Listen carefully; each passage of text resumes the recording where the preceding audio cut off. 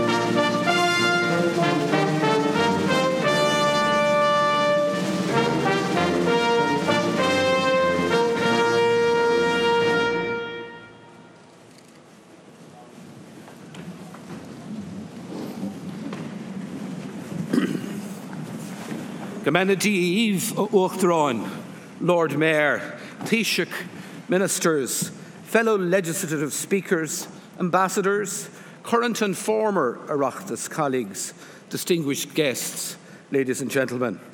It's more an pleasure dom, agus go deimhin is mór an honor, fáilte chealaigh go chur roimh go léir, an seo I dteach an ard mhuire inniu, don ócáid stairiúil seo, chun comóra a dhéanamh curthaim 100 bliain an chéad tionól de Dáil Éireann. Cuireann sé riméad orm an líon mór cairde atá inar deanta inniu a eicáil an seo. Cuireann fáilte críúil roimh go léir.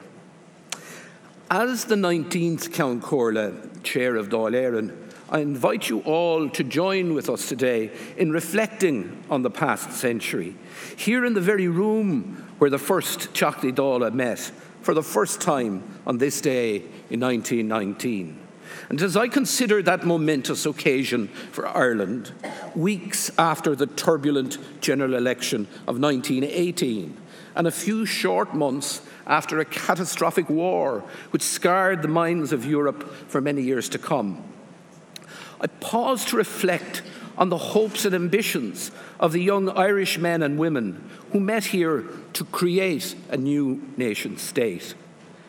They were not alone in creating new countries from the embers of a broken Europe, but their challenges were local and unique. As I've said on previous occasions during this period of commemorations, what a number of weeks it must have been to be alive in Ireland, history and politics, cheek by jowl through the wet winter lanes and alleyways of Dublin. Men and women reading their latest news of political developments over warm country hearths. The grainy black and white photographs of the era seeming to come alive with hope and ambition for a new Irish state, standing up against the might of a vast empire. As we gather here in the round room of the Mansion House, I think about the men and women of January 1919. I think if their voices could be heard, what would they say to us about the Ireland of today? We have journeyed a long road in the past century, becoming an integral part of the European project, friends and influencers in a political union inconceivable to those who gathered here 100 years ago.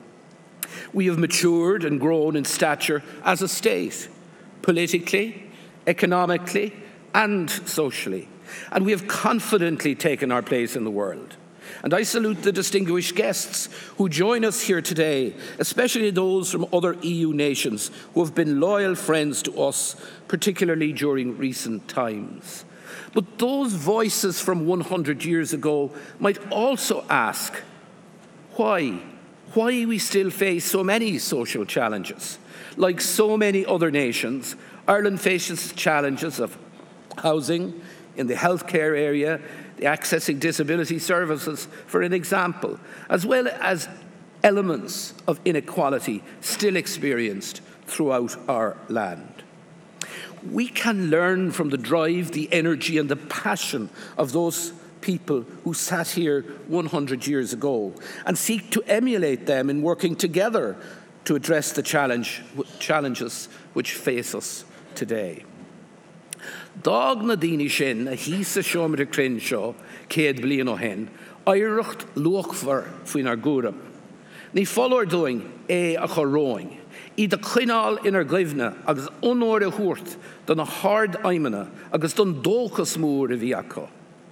Mar a déir an seanach an gailge, maran an chréibh an bháil, ach ní waran an lámh do chuir. As Ceann Comhairle, I'm proud of the unbroken line of democracy from those days of optimism in the Mansion House of January 1919 through to the complex challenges of more recent years. We have sailed through the often turbulent waters of a world war, of economic difficulties, of recessions, and of violence here on our island. But we have faced the challenges and emerged as a stable, confident nation, proudly taking our place on the world stage. We have seen significant changes in the composition and operation of Dáil Éireann over the past century.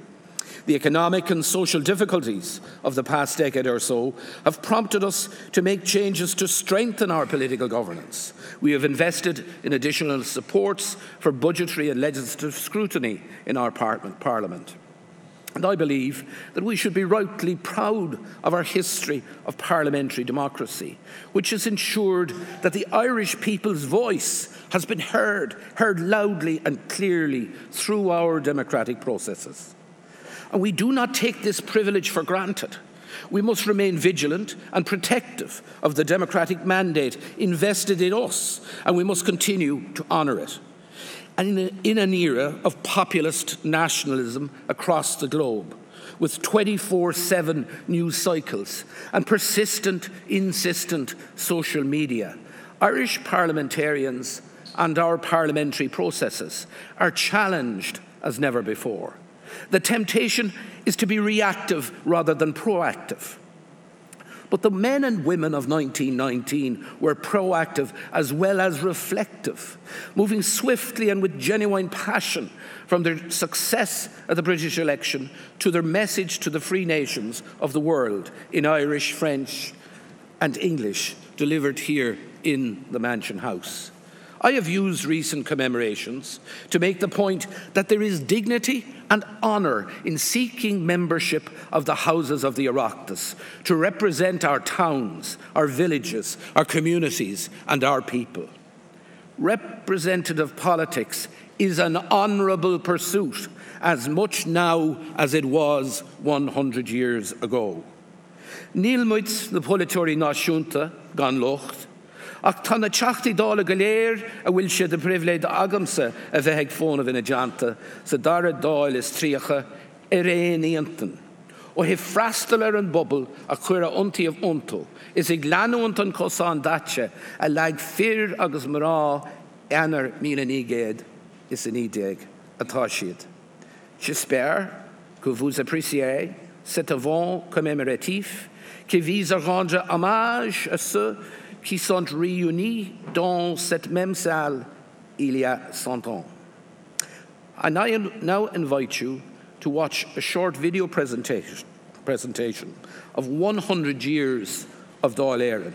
It reflects a century of political and social evolution in Ireland's history, many different threads of our national narrative, weaving together to make us what we are today.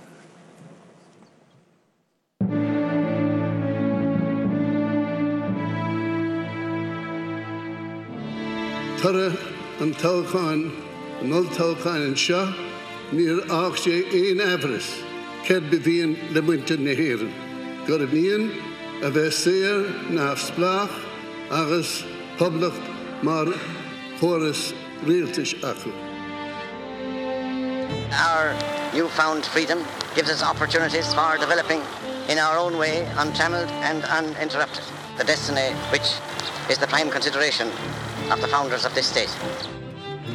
The great Irish poet once wrote, "I believe profoundly in the future of Ireland, that this is an isle of destiny, that destiny will be glorious, and that when our hour is come, we will have something to give to the world." My friends, Ireland's hour has come.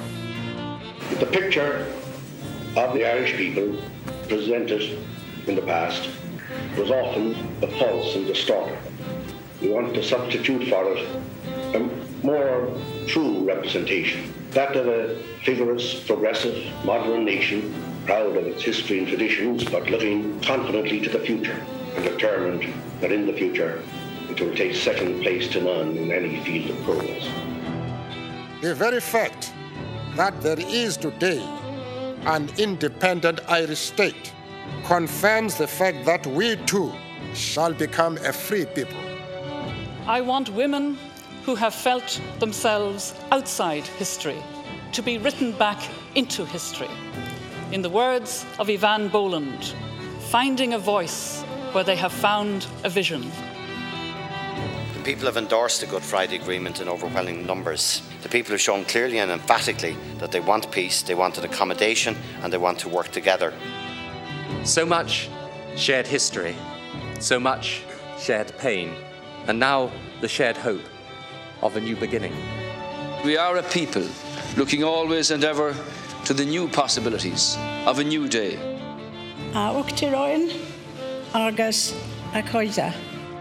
Together, we have much to celebrate, the shared values that make us firm friends and equal partners. Michael Collins believed that with the right political and economic social system in place, Ireland could become a shining light unto the world. And a century later, that dream lives on in all of us in this chamber, in all parties and none. The great project of Irish independence, which the first Dáil embodied, still endures in the soul of this 32nd Dáil. That it continues is a historic responsibility which rests upon the shoulders of everybody in this chamber.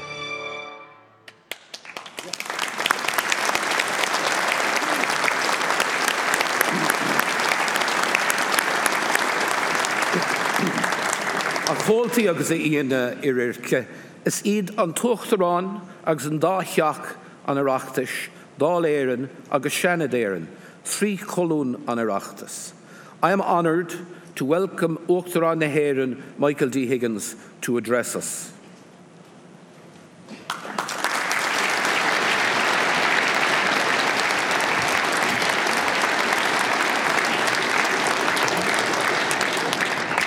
Ceann cóla a cohéalaigh an seanna de híise go airí a theachta dóla a cheannadóra a ghailta le teachtaí na céad dála a gniúis le sa cóide gail.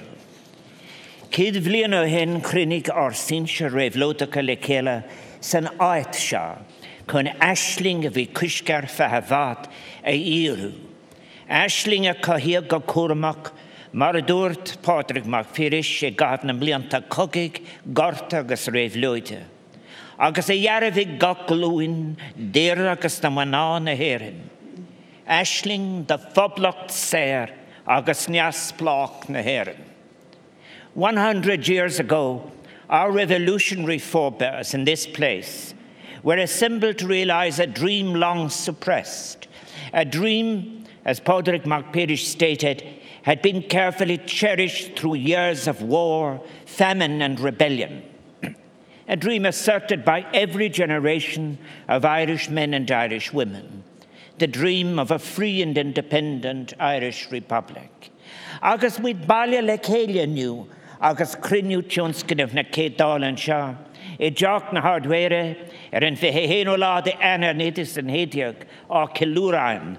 Is cartú in túsachar leis an ócáid, trú omos sa huairt, de bhisnach na níine sin a tháinig an seo. Cé go raibh isacha, go raibh siad i mhaol a gar in éideann nó go darlóg rud éigean níos measa fós ná sin. Tá sé tábhachtach freisin, go dúirtí aitheantas amláin don symbolachas sa bhain leis an ráha a rinne siad, agus mó na Parliamente a úsáideacha, chun fógra paibli dhéanamh go raibh de listeanach tábhacáin a branacha, farógra na poblachta éisiach taobh a muid dart a fig an fuist I néideag agus a séideag. Agus an mó sin á ránú acha, hí sampla á leanún tá go díreachtaí Michael David agus Charles Stewart Parnell. Sé sin Plenty difrúla hort le céla is stratéis parlamentse. Stratéis a cuirtala verfol de cuidwadini, quir crinion cédal ashling nar fíriag don glún sin, ac ar foil don glún a hálning in a níag. Nas blockas nis daina the winter na Éireann. Let us salute the courage of those who risked incarceration, or worse, to gather here on the 21st of January 1919 to establish the first Dáil Éireann.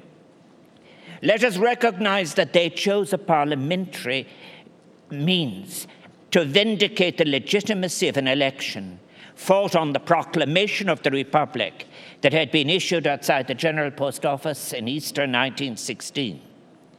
That was a tribute to the means by which the movements of Michael Davitt and Charles Stewart Parnell had come together. A parliamentary tactic that had, after all, delivered the land for many, and for some a dream which had not been realized for their generation of a fuller and deeper independence for Ireland.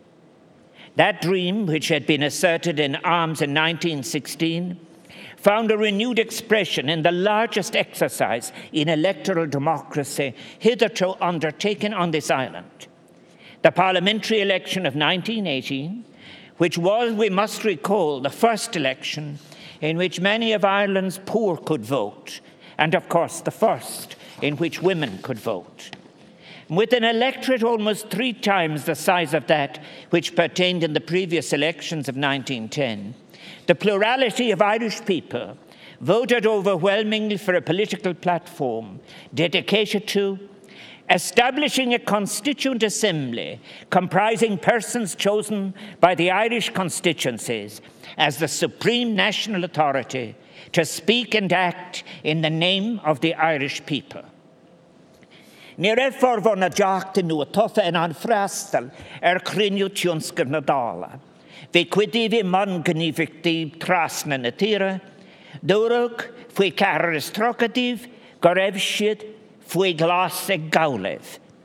Ina más gon céad bhean a tág chuig Parliament na Héileáin seo, an cúntais úsal Marcavic, agus tafada go raibh trúr díbert ag gabhléibh. Agus bhí daoine éile deide le síocháin a lácu, nár thug aitheantas do Dáil Éireann. 34 of those elected were in prison, including Countess Markovic, the first woman elected to Parliament. 3 had been deported, and while some of those eligible to take their suits did not recognize Dáil Éireann. Mother lo siúd a dúirt an ceann córa go hall brua fuha, mar a dúirt tibóid Wilf Tone, na daoine sin in Éireann ach fán lo obad a dhéanamh ar watha le Éireann, ní foláir a dhéanamh ina néimiis.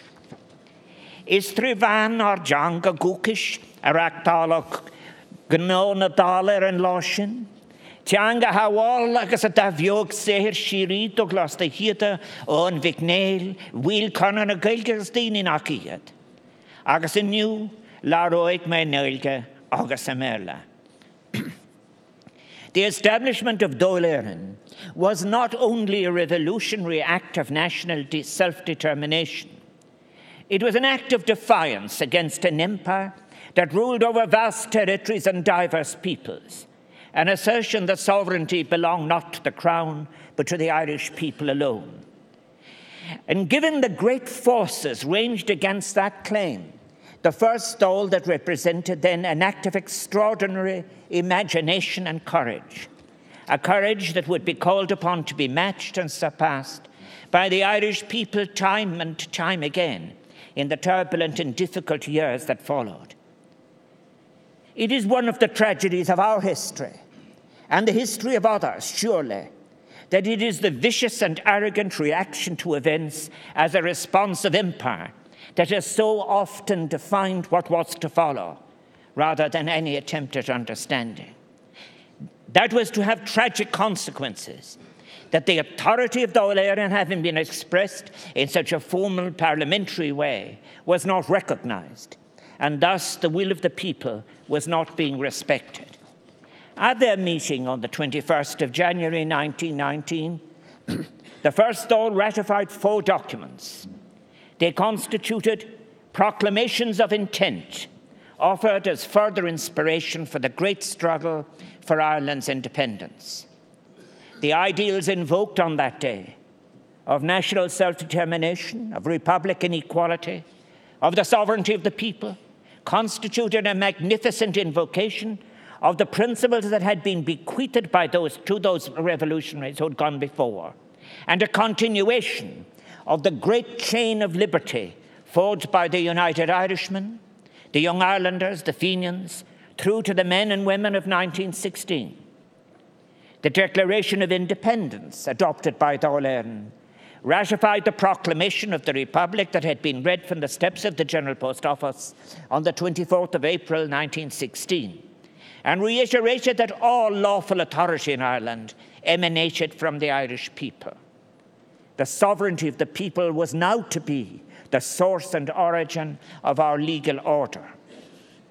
The form, structure, and practice of Dáil Éireann, tightly choreographed as it was on that day itself, was inspired by the tradition of representative democracy that had been sustained by the great popular and parliamentary movements of the 19th century, such as the movements of O'Connell and Parnell, of Davitt and O'Brien. For many years, these were the movements through which the Irish people sought to obtain the fullest measure of rights and realization of national aspirations. In the spring of 1918, the Anti-Conscription Committee had drawn together the wide spectrum of political forces within Irish nationalism, the trade union movement, the Irish Parliamentary Party, the Catholic Church, and the coalition of Republicans and nationalists forming under the banner of Sinn Féin, which was contesting at national and local level for the first time in December 1918. The first Dáil thus drew on a diversity of traditions and tactics, invoking the parliamentary tradition as one source, but for some certainly, this was not an exclusive source if complete independence was to be achieved.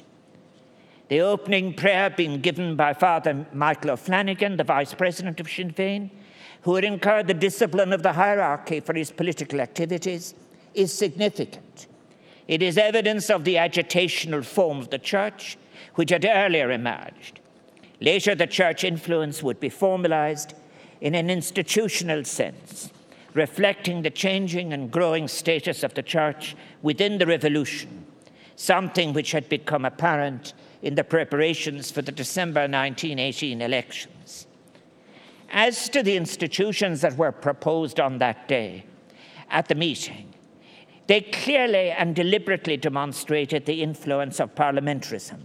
Ba ólis dlíhúil ganta himpli agus éfachtak a bhí sa bhunracht Dáil Éireann atá agusták.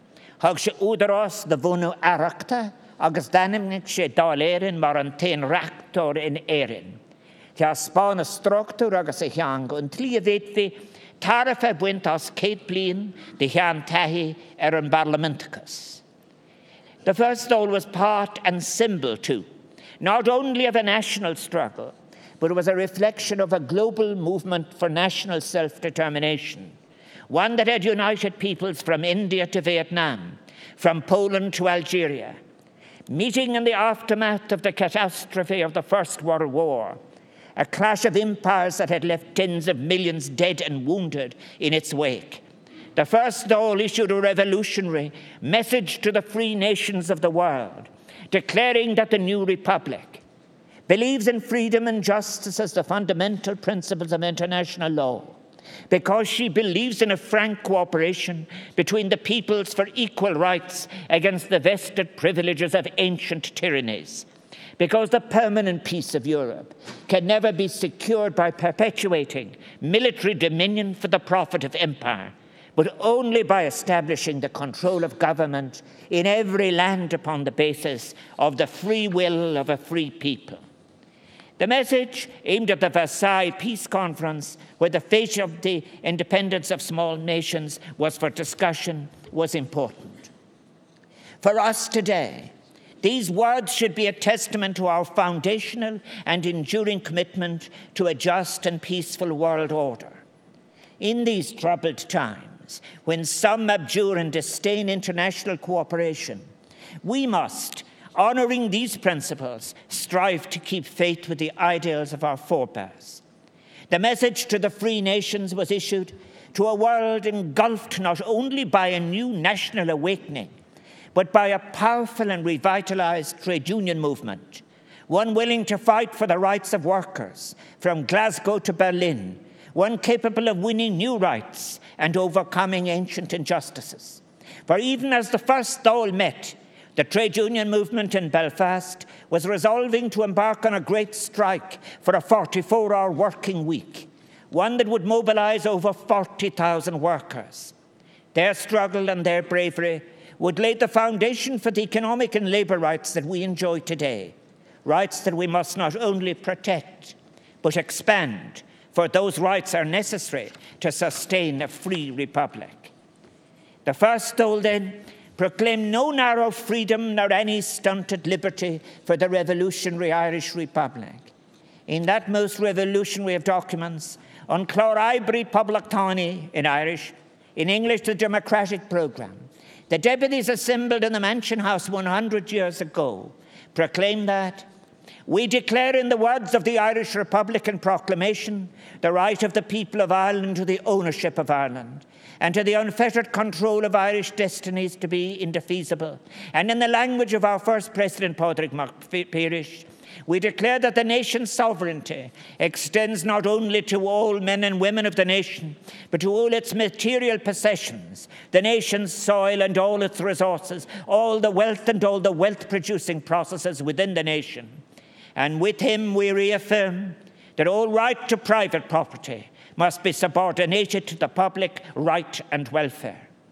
The programme clearly stated the duties and obligations of the new republic to its people with these words: it shall be the first duty of the government of the republic to make provision for the physical, mental and spiritual well-being of the children, to secure that no child shall suffer hunger or cold from lack of food, clothing or shelter, but that all shall be provided with the means and facilities requisite for their proper education and training as citizens of a free and Gaelic Ireland.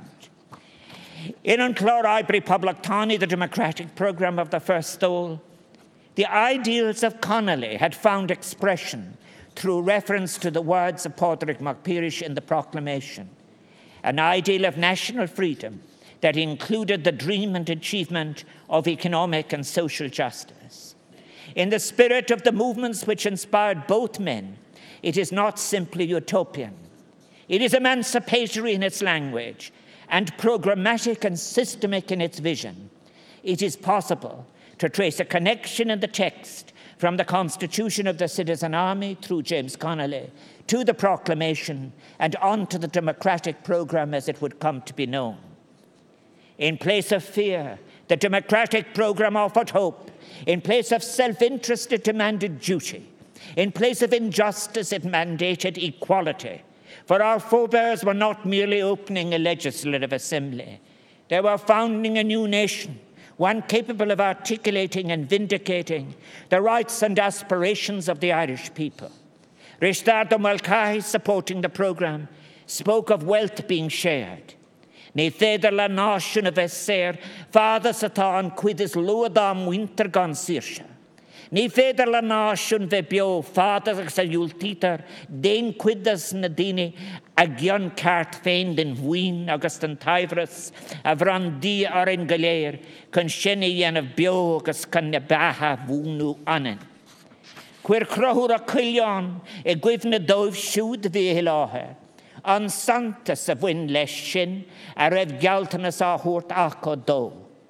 Ba bhaile ma cara ar súlibh de loch na dála.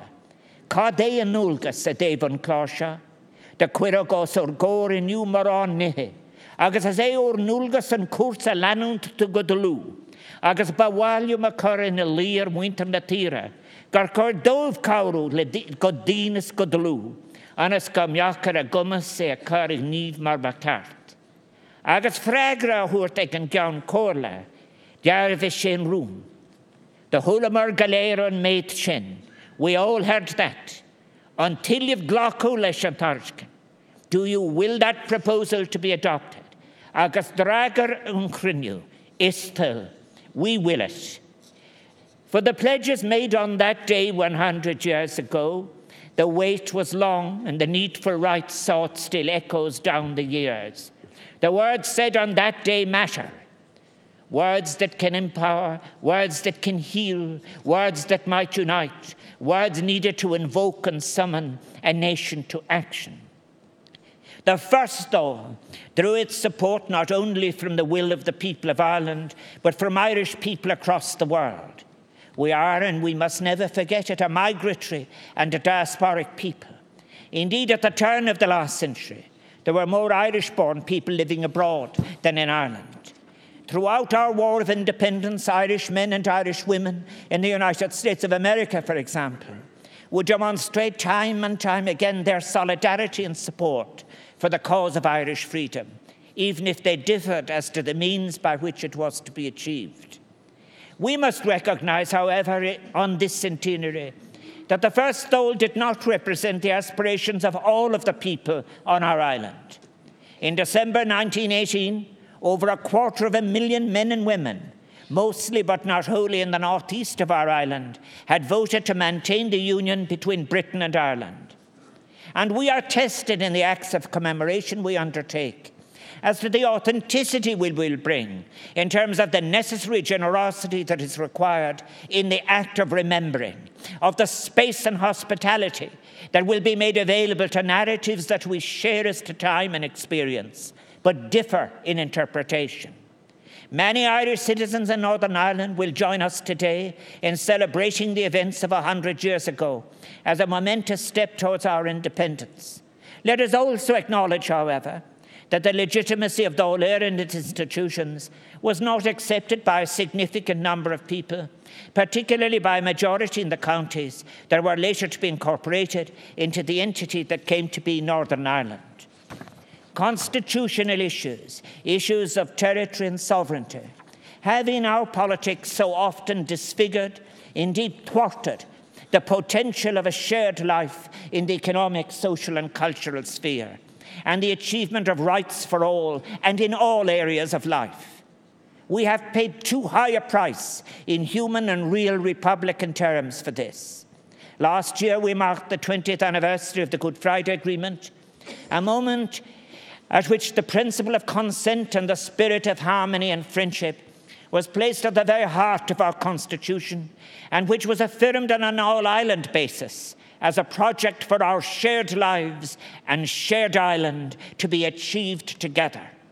Over the past 20 years, the people of Ireland, North and South, have worked to develop and achieve the benefits of commitment to human rights, to equal treatment, to a parity of esteem, that can allow for the creation of a shared space, a space capable of accommodating differing and legitimate constitutional aspirations, a space in which it is possible to imagine and shape a future of hope and possibility.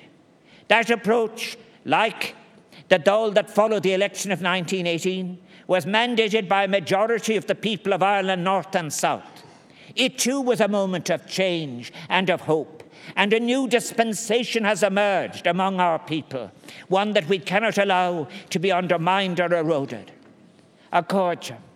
We assemble today then not only to celebrate a centenary of our democracy, but to reflect upon our collective past, our successes and our failures.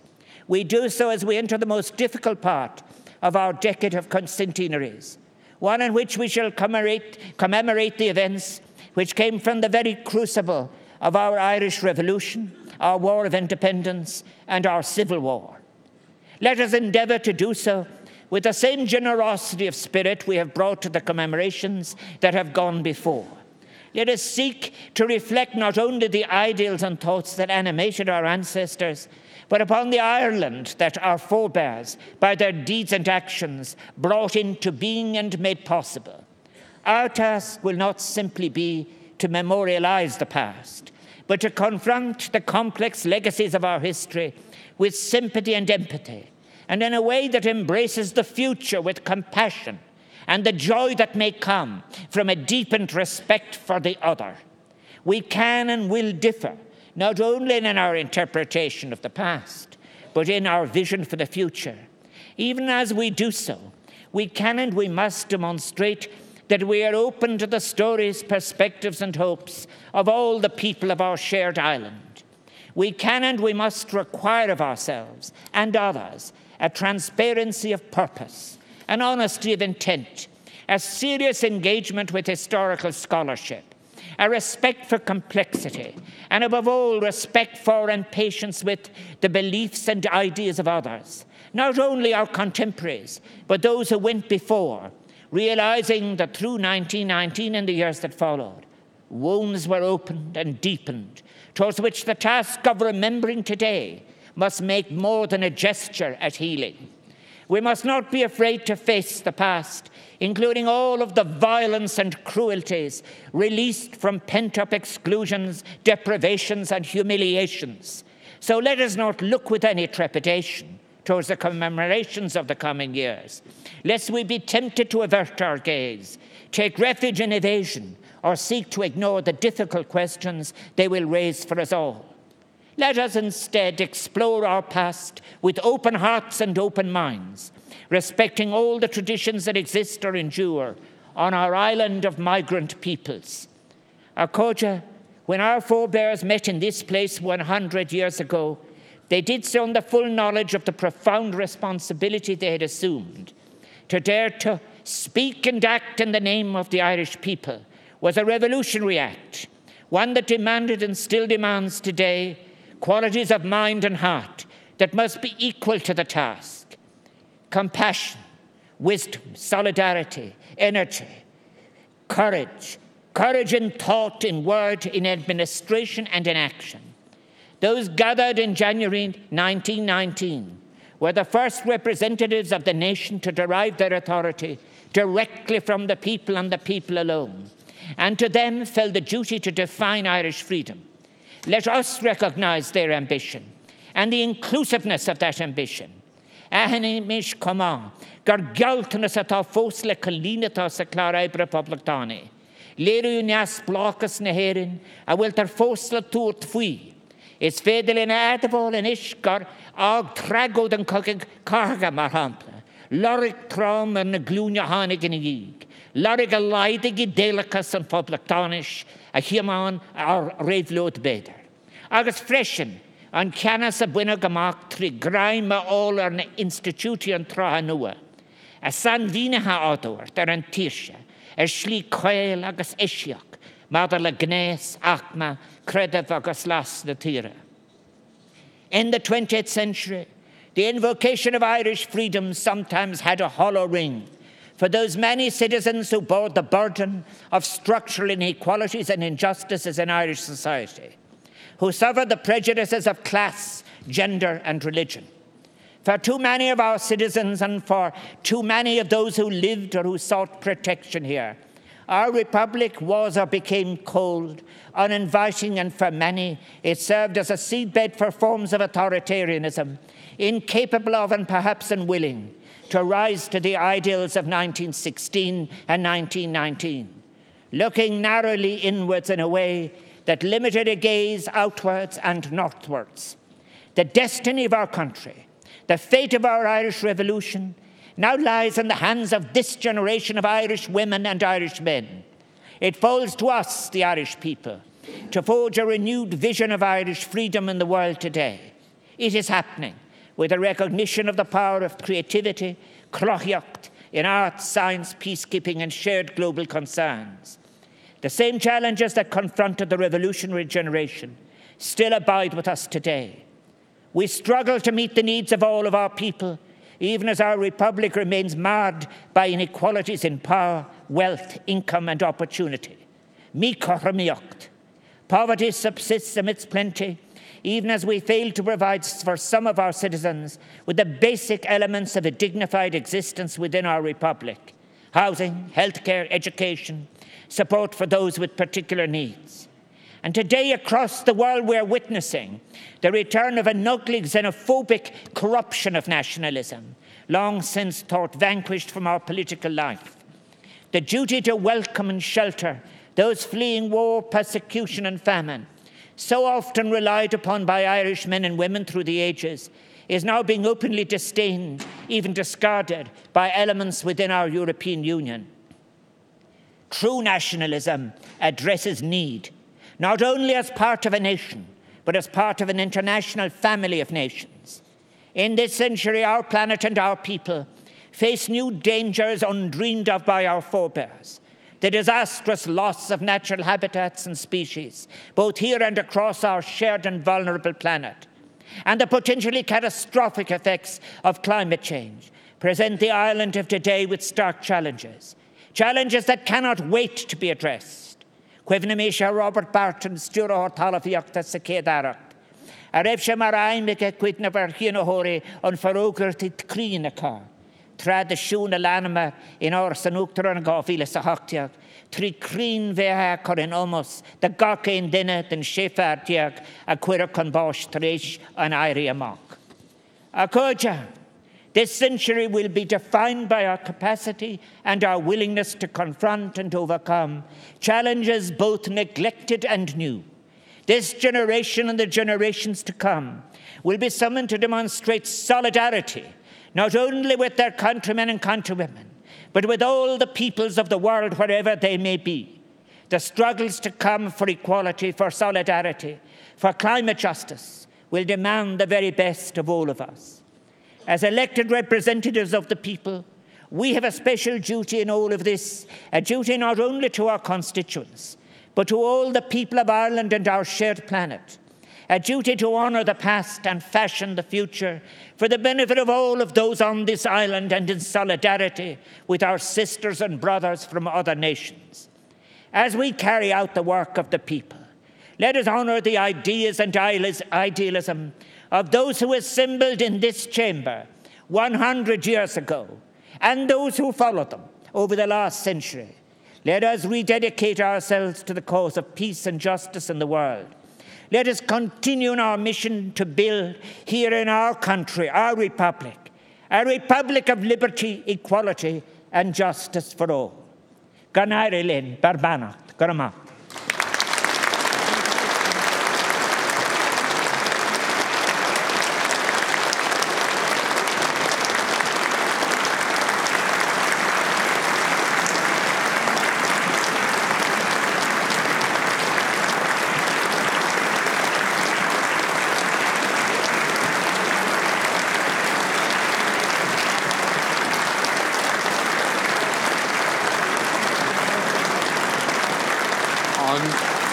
On your behalf, I thank the President most sincerely for being with us today, but in particular for his inspiring address. We wish him every good wish for his second term of office, and I know he will continue